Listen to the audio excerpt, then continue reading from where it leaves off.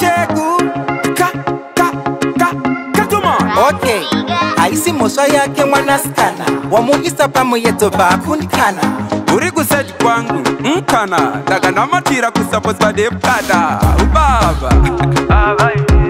kana shikanzo akapusa usapuse zvekudaro kana shikanzo akapusa usapuse zvekudaro ungava wanfonera nenamba yepsana wako kudaro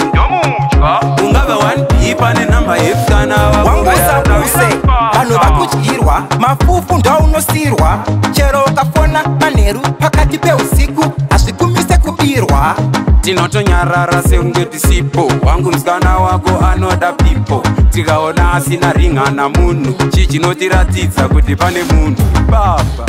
Shegu kana kuri kutrasta usabva watrasta zvekudaro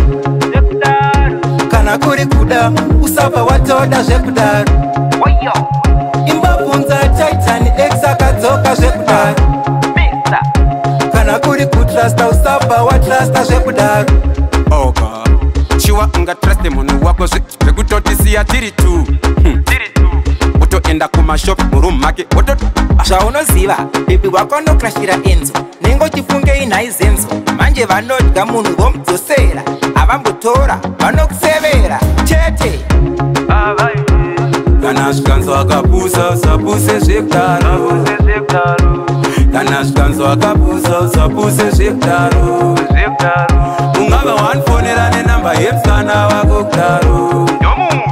ungava wandipa nenamba yepsana wako wangusapuse vanhu vakudyirwa mafufu ndaunosirwa chero ukafona manheru pakati peusiku hazvikumise kubirwa tinotonyarara seunge tisipo wangu musikana wako anoda pipo tikaona asina ringana munhu chichinotiratidza kuti pane munhu baba Shegu kana kuri kutrasta usabva watrasta zvekudaro